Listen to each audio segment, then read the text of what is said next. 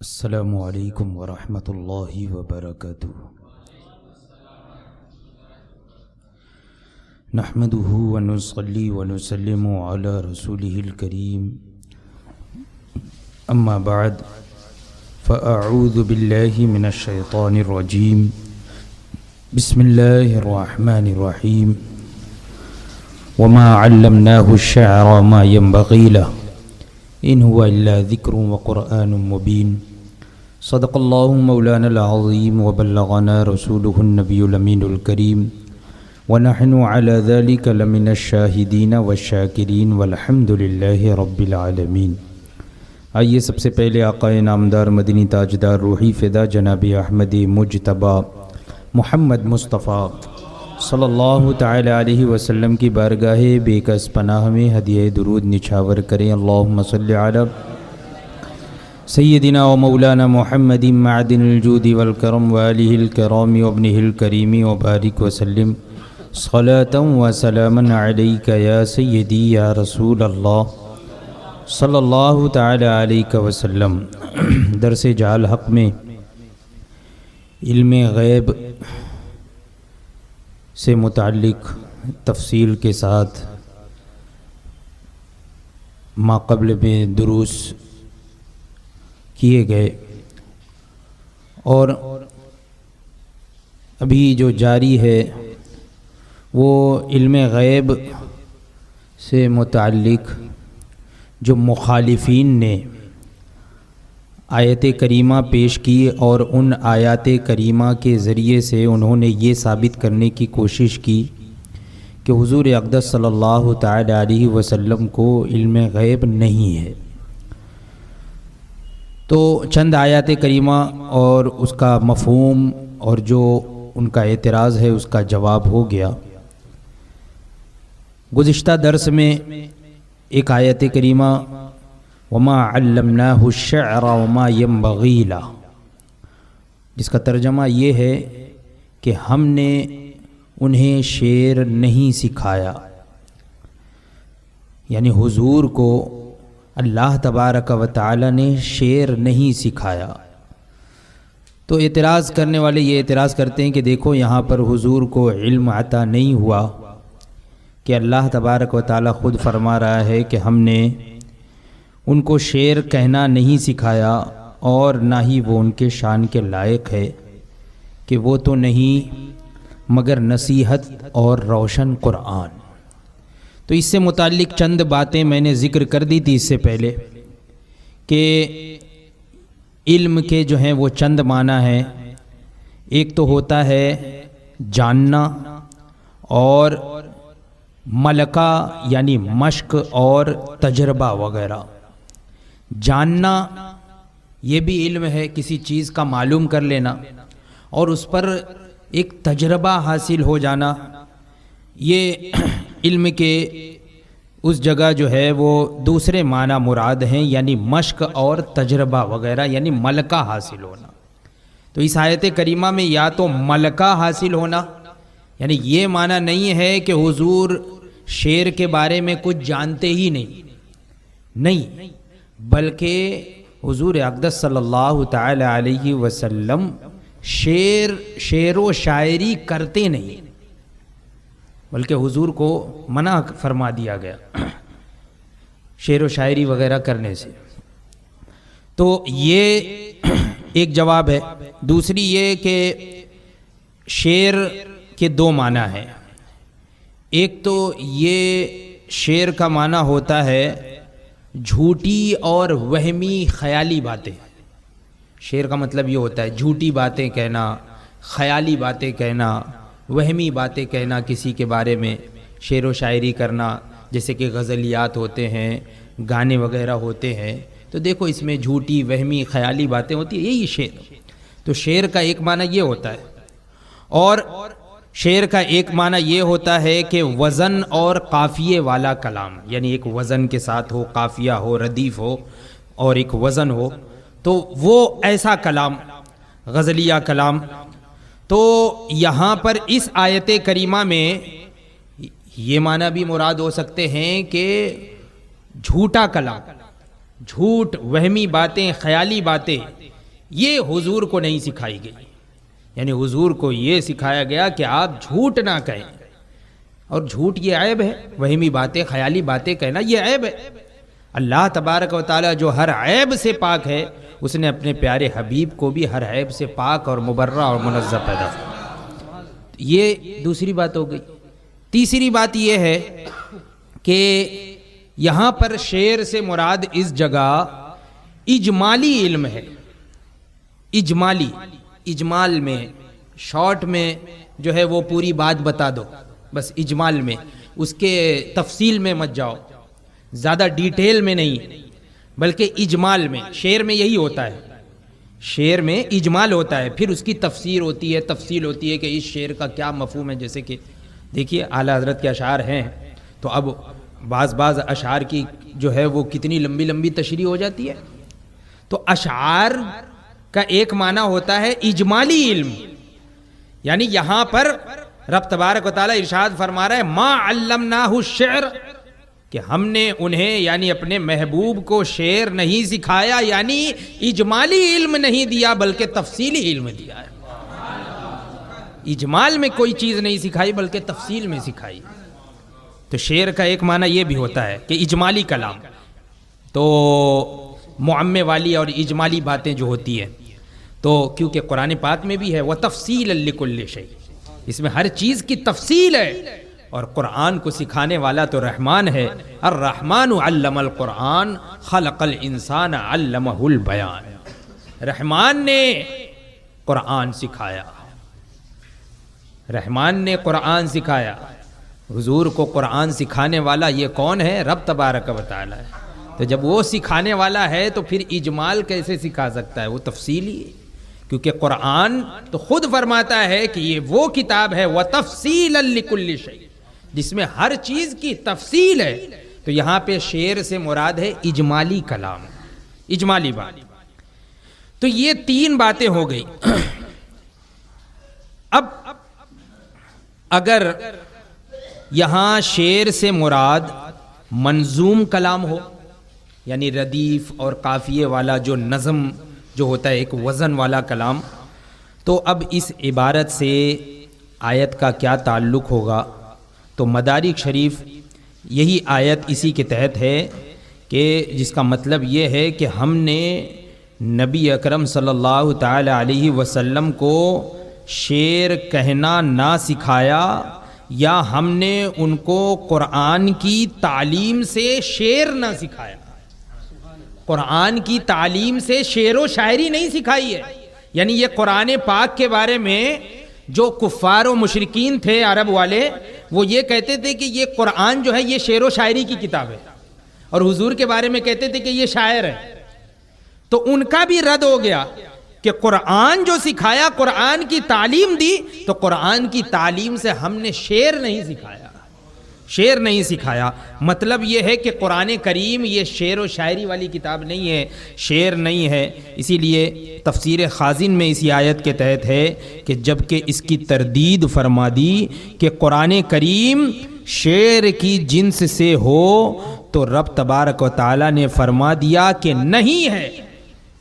وما ہوا الا، آگے ارشاد فرما دیا ان ہوا الا ذکر و قرآن مبین.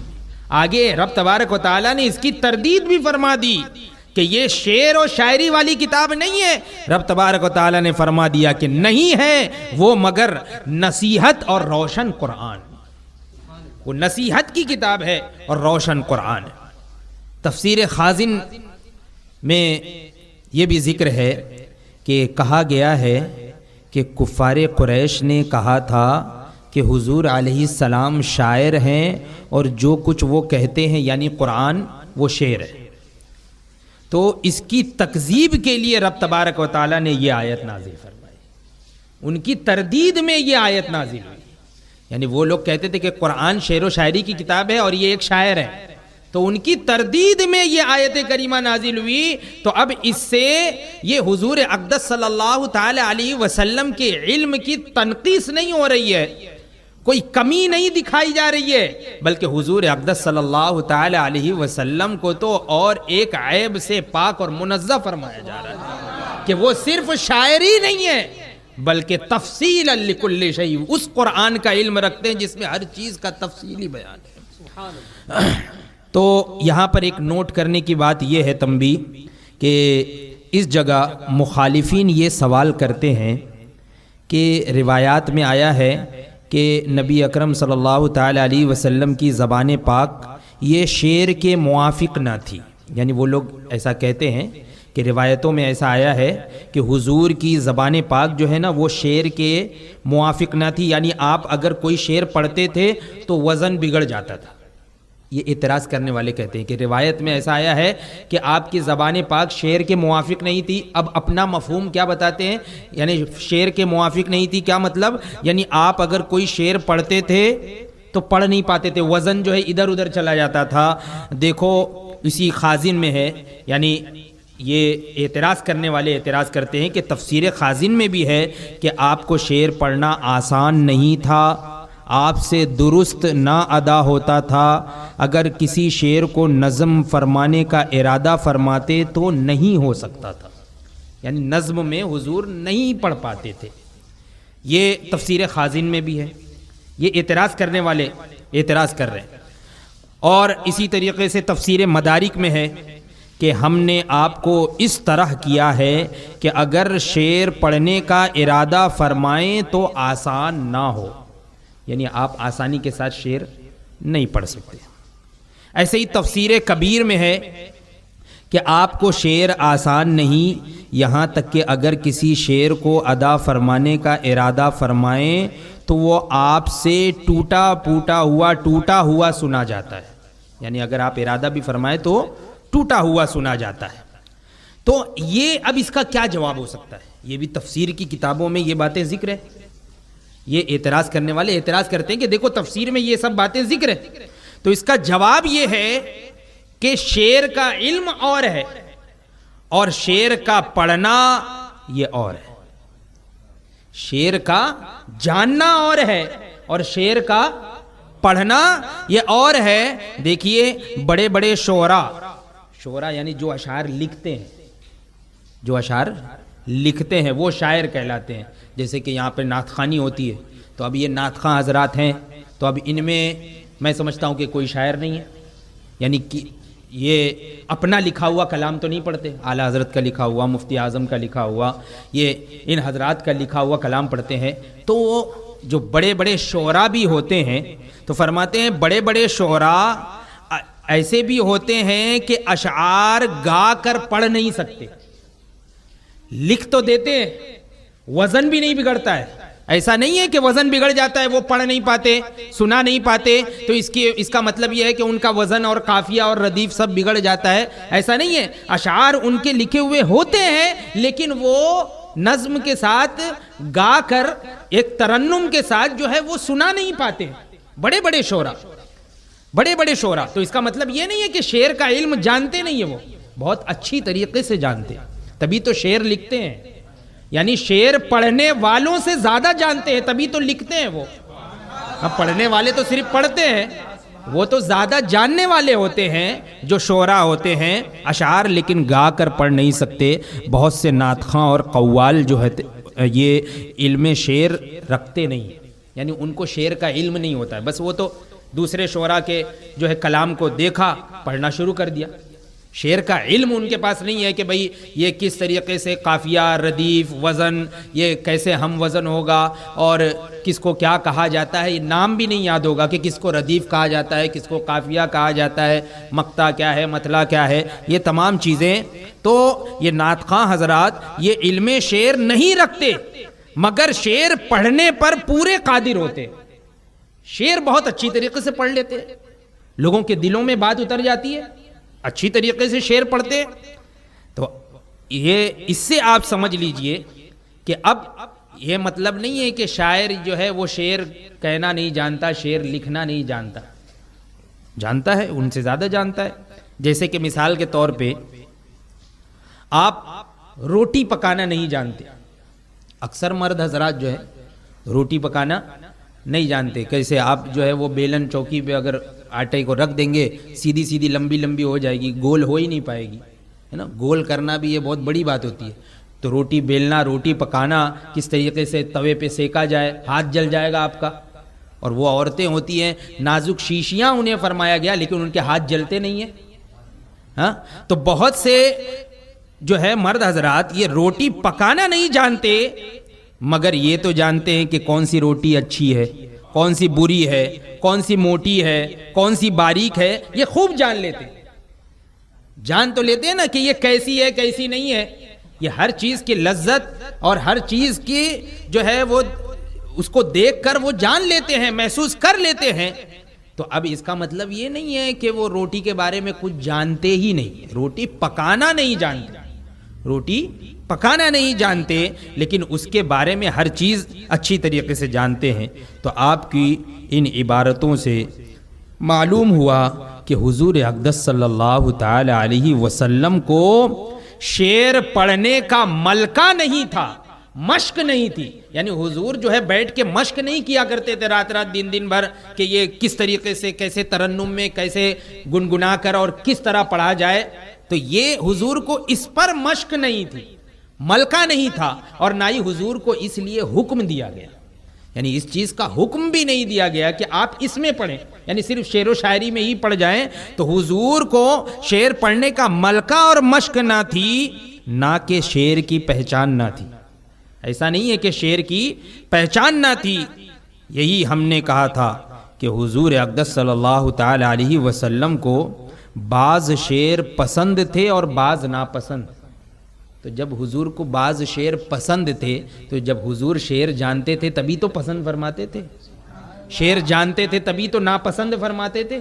بعض اشعار پسند، حضرت حسان سے نعت گوئی آپ کرتے، حضرت حسان اور حضور سماعت فرماتے تھے، ممبر شریف پر بیٹھا کر سماعت فرماتے تھے، تو وہ بھی تو شعر کہتے تھے. تو بعض اشعار حضور کو پسند تھے، بعض ناپسند. تو یہ پسند اور ناپسند کون سمجھے گا؟ جو کہ شعر کو سمجھے گا. روح البیان میں اسی آیت کے ماتحت ہے کہ حضور اقدس صلی اللہ تعالی علیہ وسلم کو شعر بہت پسند بھی تھا اور نہایت ناپسند بھی، یعنی بہت زیادہ پسند بھی تھا. بعض اشعار کو بہت زیادہ حضور پسند فرمایا کرتے تھے اور بعض اشعار کو جو ہے وہ بہت زیادہ نہایت ناپسند فرماتے تھے. یہ غزلیہ اشعار اور جھوٹے اور ایسے ہی وہمی باتیں، خیالی باتیں، جھوٹی باتوں پر جو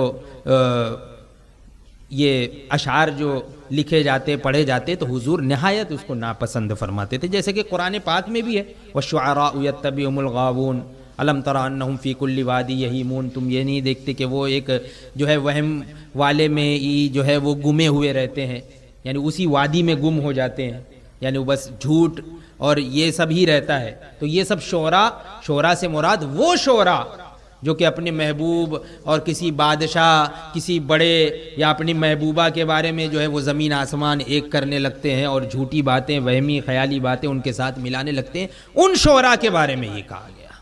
تو یہاں پر بھی شعر سے مراد وہی ہے، جھوٹی خیالی باتیں. ورنہ حضور کو شعر بہت پسند بھی تھا اور نہایت ناپسند بھی. نیز احادیث سے ثابت ہے کہ آپ نے بعض شعراء کے شعر پڑھے بھی ہیں، بعض شعراء کے شعر پڑھے ہیں اور ان کی تعریف بھی فرمائی. جیسے کہ ایک شعر ہے الا کل شیء ما خلا اللہ باطل. یہ حدیث سے ثابت ہے حضور یہ اشعار گنگنایا بھی کرتے تھے. حضور اگر اچھے برے شعر کی پہچان نہیں تو یہ تعریف فرمانا کیسا، شعر کی تعریف کرنا کیسا. یہاں پر شعر سے مراد اجمالی یعنی غیر مفصل کلام اور معنی ہے. یعنی یہاں پر شعر سے مراد کیا ہے؟ اجمالی، جیسا کہ اس سے پہلے میں نے بتا دیا. یعنی اجمالی غیر مفصل یعنی جس میں تفصیل نہ ہو، وہ مطلب اور وہ معنی ہے. اب یہ کیسے آپ کہہ رہے ہیں کہ یہاں پر شعر سے مراد اجمالی کلام ہے، تفصیلی کلام نہیں ہے؟ تو دیکھیے اسی تفسیر روح البیان میں اسی آیت کے ماتحت ہے کہ جاننا چاہیے کہ شعر کسے کہا جاتا ہے. شعر اجمال اور پھسلنے اور اشاروں کا مقام ہے. شعر جو ہوتا ہے نا اس میں اشارے کنائے ہوتے ہیں. اور پھسلنے کا مقام، پھسلنے یعنی جو ہے وہ ایسے ہی چلتے چلتے میں کچھ شعر ہو گیا، اب اس سے کچھ اور کنایا ہے، کوئی اور بات اس سے متصل ہے، اب وہ سوچنا پڑے گا، وہ شاعر ہی جانتا ہے اچھی طریقے سے کہ یہ کس وقت میں نے یہ شعر کہا ہے اور کس کے مطابق اور کس کے لیے کہا ہے۔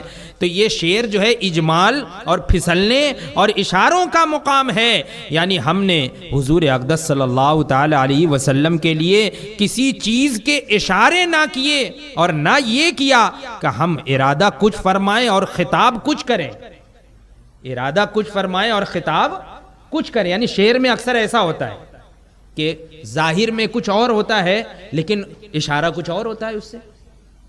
تو یہاں پر اللہ تبارک و تعالی نے اپنے پیارے حبیب کو جو کچھ بھی سکھایا بالکل ظاہر اور باہر کر کے سکھایا، اجمال کے ساتھ یا چھپا کر نہیں۔ تو وہی ہے کہ کسی چیز کے لیے اشارے نہ کیے اور نہ یہ کیا کہ ہم ارادہ کچھ فرمائے اور خطاب کچھ کریں، اور ان سے اس طرح اجمالی کلام نہ فرمایا کہ سمجھ ہی میں نہ آئے۔ اس طرح حضور سے خطاب نہیں فرمایا اجمالی کہ وہ سمجھ میں نہ آئے، بلکہ حضور سے خطاب ہوا تو تفصیلی خطاب ہوا تاکہ ہر چیز سمجھ میں آ جائے۔ تو یہ جو آیت کریمہ اس سے پہلے ذکر کی گئی کا جو ہے ایک دم کھلے طور پر ہر طریقے سے چاہے جو بھی معنی بولے ہر معنی کے اعتبار سے اس کا جواب ہو گیا، ہر معنی کے اعتبار سے جواب ہو گیا۔ اب ایک اور آیت ہے قرآن پاک میں ہے، منہم من قصصنا علیک ومنہم من لم نقصص علیک۔ اس کا ترجمہ یہ ہے کہ ان میں سے کسی کا احوال تم سے بیان فرمایا اور کسی کا احوال نہ بیان فرمایا، یعنی انبیاء و مرسلین علیہم الصلاۃ والتسلیم سے متعلق ہے کہ ان میں سے کسی کے احوال تم سے بیان فرمائے اور کسی کے احوال نہیں بیان فرمائے۔ تو اب اس سے جو ہے وہ معترضین اعتراض کرتے ہیں کہ دیکھو ہر چیز نہیں سکھائی، بلکہ دیکھو بعض باتیں بعض انبیاء کے بارے میں بتایا اور بعض انبیاء کے بارے میں نہیں بتایا۔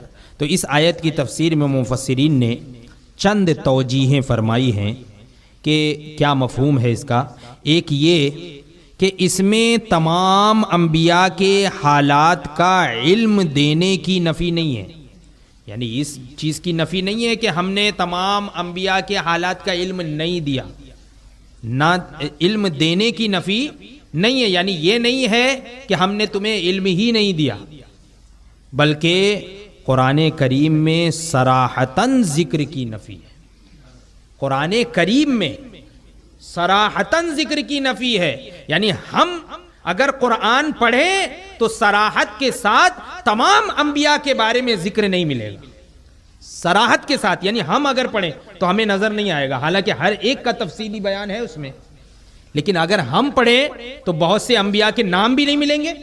ذکر تو بڑی بات ہے، الگ بات ہو گئی، بہت سے انبیاء کے ہمیں صراحت کے ساتھ اس میں نام بھی نہیں ملیں گے۔ تو یہاں پر یہ ہے کہ قرآن کریم میں صراحتاً ذکر کی نفی ہے، صراحتاً ذکر کی نفی ہے کہ اس میں صراحت کے ساتھ ذکر نہیں ہوا، یعنی بعض انبیاء کے واقعات صراحتاً بیان نہیں فرمائے، یعنی بعض لوگوں کے بعض انبیاء کرام کے واقعات جو ہے قرآن کریم میں دیکھیے بالکل واضح طور پہ صراحت کے ساتھ سورہ یوسف علیہ السلام ہے، سورہ یونس علیہ السلام ہے، اور سورہ طٰہٰ ہے، حضرت موسیٰ علیہ السلام کے بارے میں ہے، اور بھی بہت سے سورہ بقرہ میں بھی ہے، حضرت آدم علیہ نبینا علیہ الصلاۃ والسلام کے بارے میں، حضرت ابراہیم خلیل اللہ علیہ السلام کے بارے میں، حضرت اسماعیل ذبیح اللہ علیہ السلام کے بارے میں، حضرت موسیٰ اور حضرت خضر علیہ السلام کے بارے میں، یہ واقعات صراحت کے ساتھ ذکر ہے۔ تو بعض انبیاء و مرسلین علیہم الصلاۃ والتسلیم کا ذکر صراحتاً فرمایا قرآن پاک میں۔ صراحت کا مطلب یعنی ہر کسی کو نظر آ جائے، ہر کوئی دیکھ لے، پڑھ لے، یوں صراحتاً قرآن پاک میں بعض انبیاء کا ذکر ہوا اور بعض کا ذکر صراحت کے ساتھ نہیں ہوا، صراحت کے ساتھ صراحتاً ذکر نہیں ہوا۔ تو یہ ہے اس آیت کریمہ کا مفہوم معنی کہ قرآن کریم میں صراحتاً ذکر کی نفی ہے، یعنی بعض انبیاء کے واقعات صراحتاً بیان نہ فرمائے۔ دوسرے یہ کہ یہاں پر ذکر تفصیلی کی نفی ہے اور اجمالی ذکر جو ہے وہ سب کا فرمایا گیا. اجمالی ذکر قرآن پاک میں تو سب کا فرمایا گیا، تفصیلی ذکر کی نفی ہے. یہ دوسری بات ہو گئی. تیسرے یہ کہ وحی ظاہر میں سب کا بیان نہیں ہوا، یعنی ظاہر وحی ظاہر، ایک ہے وحی ظاہر اور ایک ہے وحی خفی. ایک وحی ظاہر ہوتی ہے اور ایک وحی خفی. وحی ظاہر یعنی جیسے کہ قرآن پاک جو نازل ہوا یہ بھی وحی کے ذریعے ہی نازل ہوا نا، حضرت جبریل علیہ السلام لے کر آتے تھے. تو وحی ظاہر میں سب کا بیان نہیں ہوا، وحی خفی میں سب کا ذکر فرما دیا. تو یہ ہم اپنی طرف سے نہیں کہہ رہے، یہ بھی تفاسیر کی کتابوں میں اس کا ذکر ہے کہ تفسیر ساوی میں اسی آیت کے ماتحت ہے کہ حضور علیہ السلام دنیا سے تشریف نہ لے گئے یہاں تک کہ انبیاء کو تفصیلاً جان لیا، تفصیل کے ساتھ جان لیا. کس لیے کہ وہ سب پیغمبر آپ ہی سے پیدا ہوئے، وہ سب پیغمبر آپ ہی سے پیدا ہوئے اور شب معراج بیت المقدس میں آپ کے مقتدی بنے، حضور امام بنے اور تمام آپ کے مقتدی بنے. لیکن یہ علم جو ہے یہ علم مکنون ہے. یہ کون سا علم ہے؟ علم مکنون. علم مکنون ہے. اور ان پیغمبروں کے قصے چھوڑ دیے، یعنی جو قرآن پاک میں صراحت کے ساتھ جن کے قصے بیان نہیں ہوئے تو ان پیغمبروں کے قصے یہ ہمارے لیے چھوڑ دیے گئے. حضور کو تو علم ہر ایک کا ہے لیکن ہمارے لیے چھوڑ دیے. کیوں؟ امت کے لیے ان پر رحمت فرماتے ہوئے، امت کے لیے ان پر رحمت فرماتے ہوئے، پس ان کو طاقت سے زیادہ تکلیف نہیں دیتے. یہ تفسیر میں تاکہ ہم پر زیادہ تکلیف نہ ہو، زیادہ بوجھ نہ آ جائے، اس لیے امت پر حضور رحمت فرماتے ہوئے صراحتاً ہر ایک کا ذکر نہیں فرمایا. مرقات شرح مشکات جلد اول صفحہ نمبر 50 میں ہے کہ یہ کلام اس آیت کے خلاف نہیں کہ منہم من لم نقصص علیک، کہ کیونکہ نفی تو علم تفصیلی کی ہے اور ثبوت علم اجمالی کا ہے. یعنی یہاں پر جو نفی ہو رہی ہے وہ تفصیلی علم کی اور ثبوت ہو رہا ہے علم اجمالی کا. یعنی کون سی چیز ثابت کی جا رہی ہے؟ علم اجمالی کو. اور جو چیز نفی کی جا رہی ہے یعنی نہیں تو وہ علم تفصیلی کی، یا مشکات شریف میں یہ بھی ہے آگے، یا نفی وحی ظاہر کی ہے یعنی قرآن پاک، نفی وحی ظاہر کی ہے اور ثبوت وحی خفی کا ہے یعنی حدیث پاک. حدیث میں تو حضور نے بہت سے انبیاء کرام کے بارے میں بیان فرمایا. قرآن کریم فرماتا ہے کُلًّا نَقُصُّ عَلَيْكَ مِنْ أَنْبَاءِ الرُّسُلِ مَا نُثَبِّتُ بِهِ فُؤَادَكَ، اور سب کچھ ہم تم کو رسولوں کی خبریں سناتے ہیں، رسولوں کی خبریں سب کچھ تم کو سناتے ہیں جس سے تمہارا دل ٹھہرائیں، جس سے تمہارا دل ٹھہرائیں. تو قرآن کریم کے اس آیت سے تو یہ ثابت ہو رہا ہے کہ تمام انبیاء و مرسلین کے بارے میں اللہ تبارک و تعالی نے تفصیل کے ساتھ اپنے پیارے حبیب کو سکھا دیا ہے، بتا دیا. تو یہ اس آیت کا مفہوم ہوا. تو یہ 6 آیات کریمہ یہاں مکمل ہو گئی. اور بھی بعض آیتیں ہیں کہ جو معترضین اعتراض کے طور پہ پیش کرتے ہیں اور اس کے ذریعے سے حضور اقدس صلی اللہ تعالی علیہ وسلم کے بعض علم غیب کی نفی کرتے ہیں کہ حضور کو اتنا علم تھا، اتنا علم نہیں تھا، ان چیزوں کا علم تھا، ما کان و ما یکون کا علم نہیں تھا، یا بہت ساری باتوں کا علم نہیں تھا. تو قرآن کریم کی جو آیات کریمہ ہے تو چند آیات کریمہ کو اپنے دلیل میں پیش کرتے ہیں، استدلال کرتے ہیں. انشاءاللہ تبارک و تعالی آئندہ درس میں اس کو بیان کیا جائے گا اور اس کا جواب بھی بیان ہوگا. اللہ تبارک و تعالی ہم تمام لوگوں کے عقیدے اور ایمان کی حفاظت فرمائے اور صحیح طور پر قرآن پاک کی آیات اور اس کے تراجم، اس کے مفاہیم، اس کی تفاسیر اور جو بھی تشریحیں ہیں صحیح طور پر ہمیں سمجھنے، سیکھنے اور اس پر عمل پیرا ہونے کی توفیق عطا فرمائے. وآخر دعوانا ان الحمدللہ رب العالمین.